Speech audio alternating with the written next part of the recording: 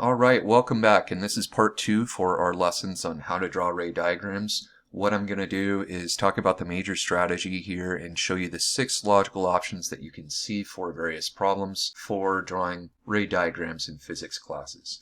Alright, so the major strategy we want to talk about here is that an image will form after the rays of light interact with the mirror, or later a lens. We'll be talking about lenses later as well. This happens where the rays of light seem to cross after they have interacted with the mirror or lens.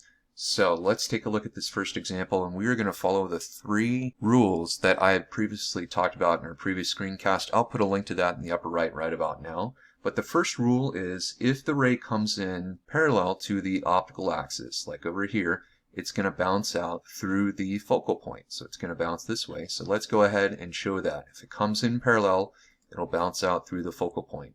The second rule was the inverse of that. If the ray comes in through the focal point, it will bounce back parallel. So think about what that ray would look like. Alright, it's going to bounce back like that. Then we want to follow our strategy here and think about, alright, where do those 2 rays intersect? And that's going to tell us where the top of this object appears to be. So this arrow represents an object. These light rays are coming from the top of the object over here. The top of the image is going to be right where these intersect, right about here. So that's going to be our image. And next up, we do need to describe this image. So let's think about it. This image is going to be real because the light rays are really passing on this side of the mirror. They're not just appearing to be passing on this side of the mirror. It's inverted. That means it's flipped upside down. And it's reduced, so it's going to be a smaller image than the object is in terms of its height. So that's how we would describe this. Alright, let's take a look at another example over here. Let's follow our strategies. So the first rule is if it comes in parallel to the optical axis, it'll bounce out through the focal point. If it comes in through the focal point, it'll bounce out parallel to the optical axis. So take a moment, see if you can figure out how to do this one. This one is tougher.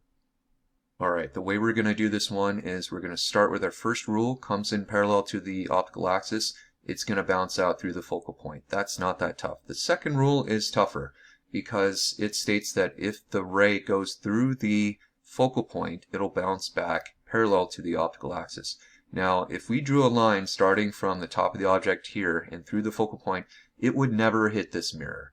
So we don't do that. We draw the line as if it had come through the focal points. So let me show you what I'm talking about. If you imagine this ray, the angle which this ray leaves the top of the object is the same angle as if it had come from the focal point right here. So that's what we have. And following the guidance from the second rule, if it comes out through the focal point, it's going to bounce back what? It'll bounce back parallel to the optical axis. So that's what we have here.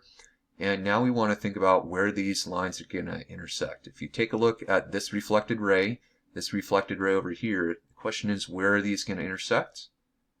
And the answer is they are never going to intersect, at least not on the left side. So what happens is our brain traces these images back where they appear to be coming from. And so this gets traced back, this gets traced back. Let me show you what it looks like. And our image is going to be right here. So this is going to be for a concave mirror with the object very close to the concave mirror.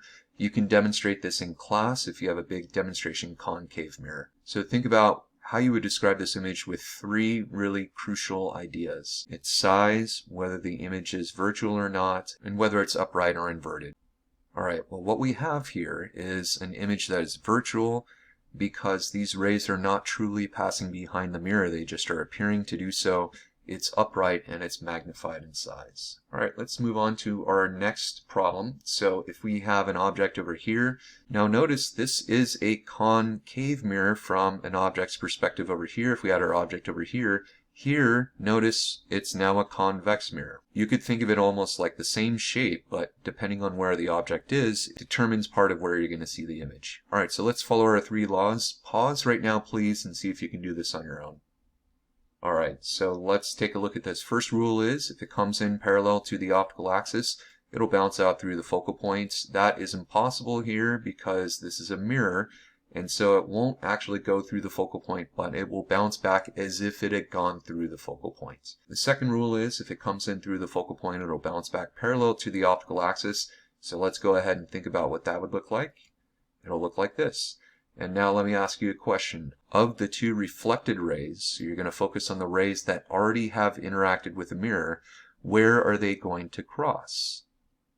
The answer is they're not going to cross on the right side, so what our brains do is they trace them back to see where they would cross on the left side. So it's really important at this stage that you trace back the reflected rays. A lot of students get confused by this.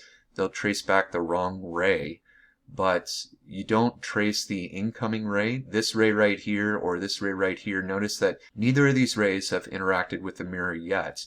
We have to trace back only rays that have interacted with the mirror already, because that's going to form our image from the mirror, you could say. Alright, so this is the way it's going to look over here. We've got our image showing up right here. Let's describe that. How would you describe that? So we could describe that as virtual, upright, and reduced. So that's what we're talking about right here. That was the third example. Let's take a look at our fourth example here. Pause this for a second and see if you can solve this. Alright, so our first rule is if a ray comes in parallel to the optical axis, it'll bounce back through the focal point. Second rule is if it comes in through the focal point, it'll bounce back parallel to the optical axis.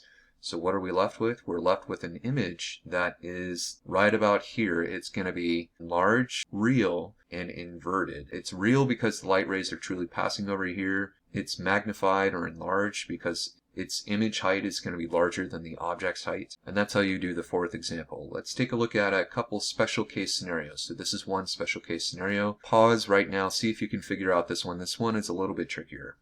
So if the ray comes in parallel to the optical axis, it'll bounce out through the focal point. If it comes in through the focal point, it'll bounce back parallel to the optical axis. What do you notice about the size of the image here? What do you think is going to be true here? The size of the image is going to be the same as the size of the object. They're symmetric in the y-axis, so to speak. So the image is real, inverted, and the same size as the object. And this last one is a tough one. This last one, I do want you to pause and think about what the issue is here. Well, we start out as usual. The ray comes in parallel to the optical axis, and it's going to bounce out through the focal point right here. The second rule is if it comes in through the focal points, then it will bounce out parallel to the optical axis. We cannot do that effectively here. You can't have the ray pass through the object, and if it goes up here, we'll assume it will never hit the mirror and do anything meaningful. So our second rule won't work. There was a third rule though. Do you remember what the third rule is?